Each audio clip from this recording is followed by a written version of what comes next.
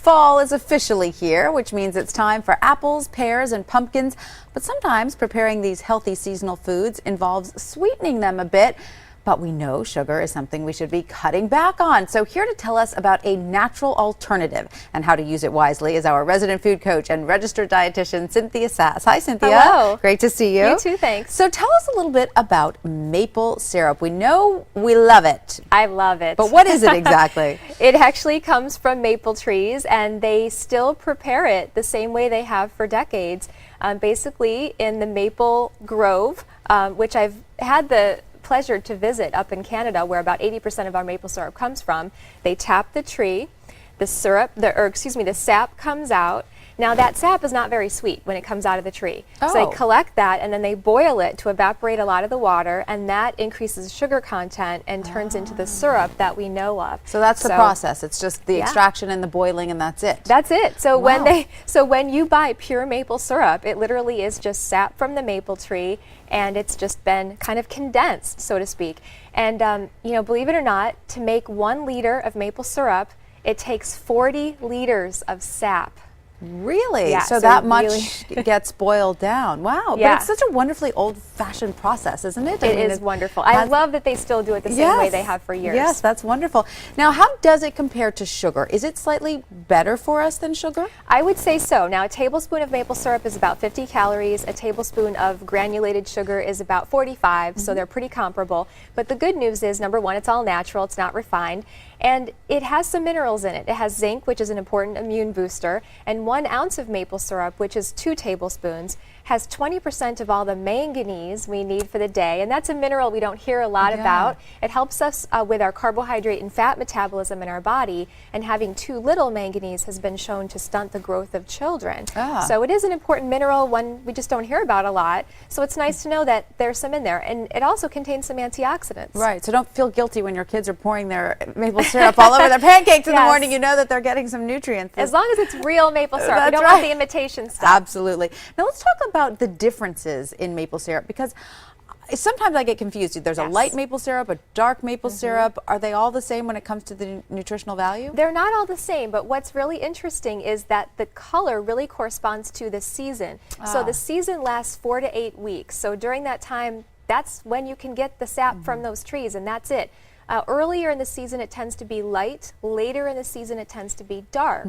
However, some years, just depending on the climate, it may be mostly light.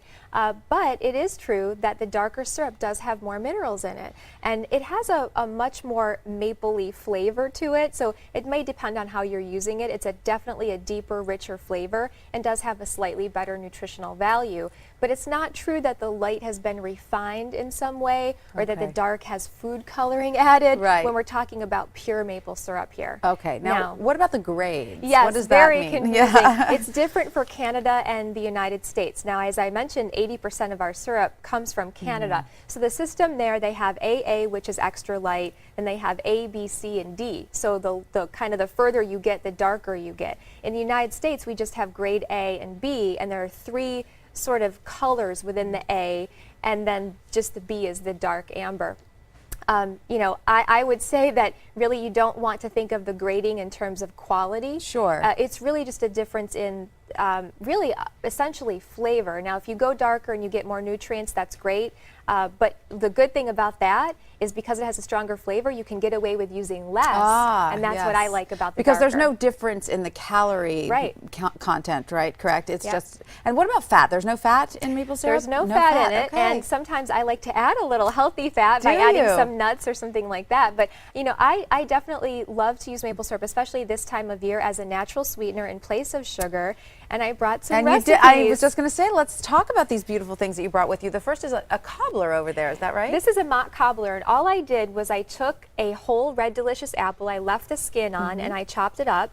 And I took 1 tablespoon of maple syrup and I mixed it with 1 tablespoon of water and then some apple pie spices. I just tossed the apple slices with a little bit of lemon juice to prevent the browning, and then I really kind of drizzled it with this maple syrup mixture of just water, maple syrup, and spices. I put it in the microwave for about 5 minutes, and then we have some toasted nuts, or I'm sorry, toasted oats on top. How delicious. So it's sort of a mock apple cobbler, and it's very low in calories because, again, only 50 calories for a tablespoon of maple syrup for that whole recipe. Wonderful. And how did you add it to these carrots over here? I did the same thing, 1 tablespoon of maple syrup, 1 tablespoon of water, with, you could use apple pie spices or pumpkin pie spices. I drizzled that over all of these carrots, and then I again microwave them, but you could also roast them or bake them. Fantastic. And that took about 10 minutes. And tell us about this delicious looking shake over here that I think I'm going to have to try. I love pumpkins. Look at this. It's a half a cup of canned unsweetened pumpkin. Beautiful. It's 6 ounces of organic soy milk, but you could also use organic regular skim milk,